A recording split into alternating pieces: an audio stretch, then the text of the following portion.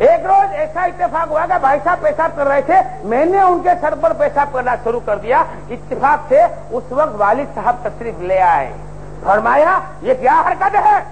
میں نے عرض کیا کہ ایک روز انہوں نے میرے سر پر پیشاب کیا تھا، بھائی صاحب نے اس کا بالکل انکار کر دیا، مختصر سی پٹائی ہوئی، اس لیے کہ میرا تو دعویٰ ہی دعویٰ رہ گیا تھا، ثبوت کچھ نہ تھا اور میرے فعل کا مشاہدہ تھا، اور غرض جو کسی کو نہ سوجتی تھی وہ ہم دونوں بھائیوں کو سوجتی تھی۔ اب اعلیٰ حضرت جب مفتی بن کر 10 سال گزار چکے تھے، اس وقت تھانوی کیا کرتا تھا؟ پیشاب تو کرتا تھا، سب کرتے ہیں، لیکن تھانوی کہاں کرتا تھا؟ اپنے بھائی کے سر کو بھگوتا تھا، بھائی کے سر کو ٹھنڈک پہنچاتا تھا۔ گرمی کا زمانہ ہوگا، بھائی صاحب کو گرمی نہ لگ جائے اس لیے سر کو بھگو دیا۔ اور کیا کیا کرتا تھا معلوم ہے؟ دیکھو فرمایا، ایک صاحب تھے سیکری کے، ہماری سوتیلی والدہ کے بھائی، تھانوی کے والد نے بھی دوسری شادی کی، تھانوی نے بھی دوسری کی تھی، 2 بیوی تھی، چھوٹی پیرانی نے، بڑی پیرانی۔ ہماری سوتیلی والدہ کے بھائی بہت ہی نیک اور سادہ آدمی تھے، والد صاحب نے ان کو ٹھیکہ کے کام پر رکھ چھوڑا تھا۔ ایک مرتبہ کم سریت سے گرمی میں بھوکے پیاسے پریشان گھر آئے اور کھانا نکال کے کھانے میں مشغول ہوئے۔ گھر کے سامنے بازار ہے، میں نے سڑک پر سے کتے کا ایک پلا چھوٹا سا پکڑ کر ان کی دال کی رکابی میں ڈال دیا۔ واہ کھانے میں کیا تیرا کمال تھا! ایسے ایسے تو دھندے کرتا تھا۔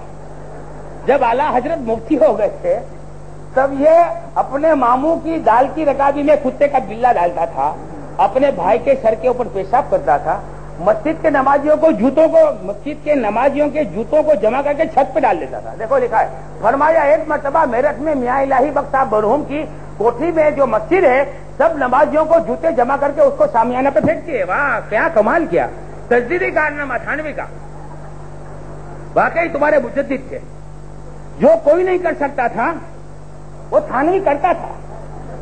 یہ مجدد شرارت تھا، کیا تھا؟ ہاں مجدد تھا ضرور تھا، لیکن مجدد شرارت۔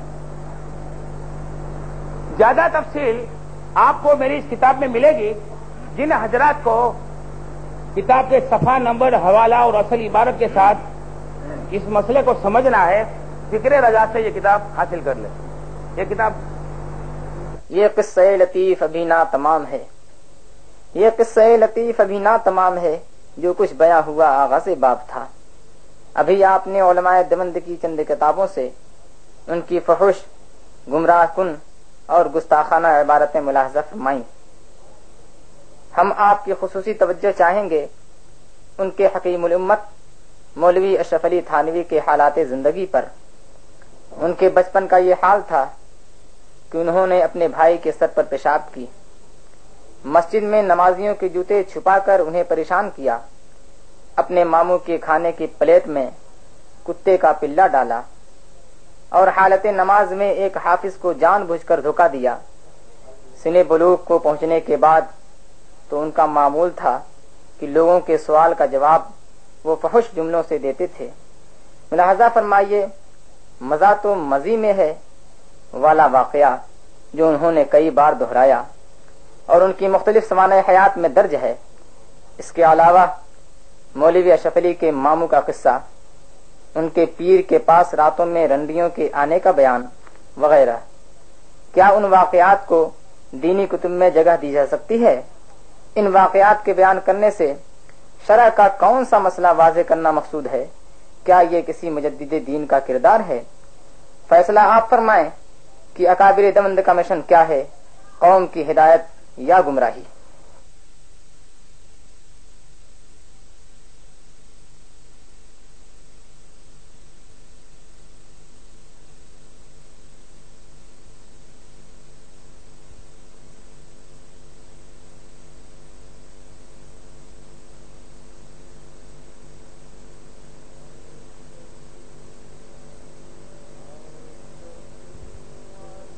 یا شفیع الورا سلام علیک، یا نبی الہدا سلام علیک یا شفیع الورا سلام علیک یا نبی الہدا سلام علیک واجب حبک علی المخلوق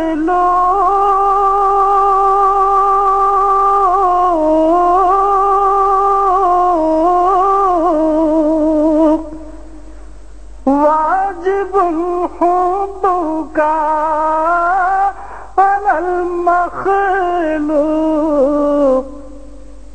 واجب حبک علی المخلوق